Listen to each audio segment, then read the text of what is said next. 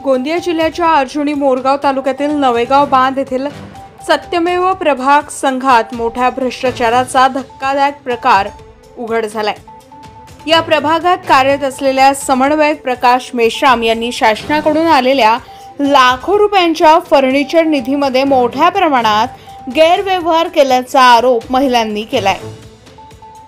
प्राप्त झालेल्या माहितीनुसार मागील महिन्यात शासनाने 22 प्रभाग संघांना प्रत्येकी 1 लाख रुपयांचा निधी फर्निचर खरेदीसाठी मंजूर केला होता। नियमानुसार हा निधी प्रभागातील सदस्यांनी एकत्र येऊन पारदर्शक पद्धतीने वापरणं अपेक्षित होतं। मात्र प्रकाश मेश्राम आणि ताडगाव प्रभागाचे तुलसीदास मेश्राम यांनी सर्व खरेदीचे नियंत्रण स्वतःकडे ठेवत कोणत्याही खुल्या प्रक्रियेशिवाय साहित्य खरेदी केली।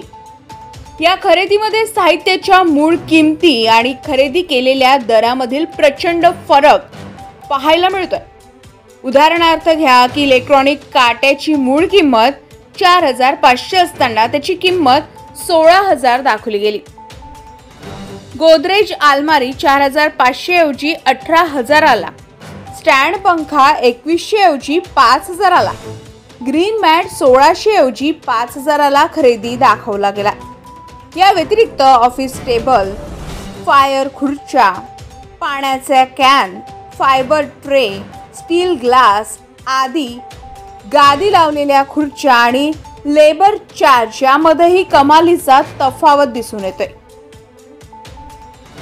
या सगळ्यांचा एकत्रित विचार करता एका प्रभागासाठी लागणाऱ्या साहित्याची मूळ किंमत सुमारे 23000 इतकी असताना त्याचं बिल 85000 दाखवले गेलंय।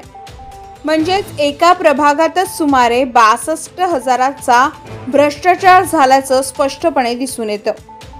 हेच प्रकार 22 प्रभागामध्ये केल्याचं प्राथमिक चौकशीतून निष्पन्न झालं असून एकूण भ्रष्टाचाराचा आकडा 13 ते 14 लाख रुपये इतका असू शकतो असा अंदाज व्यक्त केला जातोय।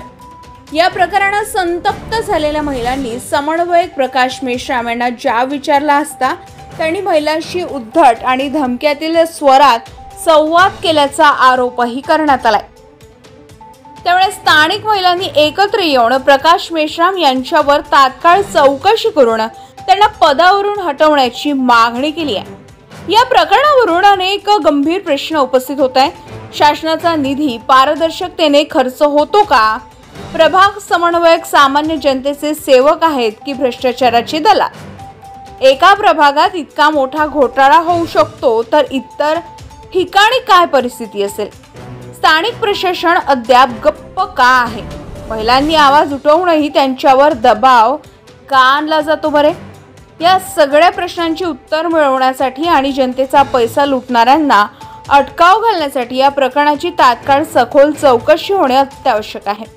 गरज आहे ती कठोर आणि उदाहरणात्मक कारवाईची, जेणेकरून भविष्यात कोणीही सामान्य जनतेचा हक्क असा हडप करण्याचे धाडस करणार नाही।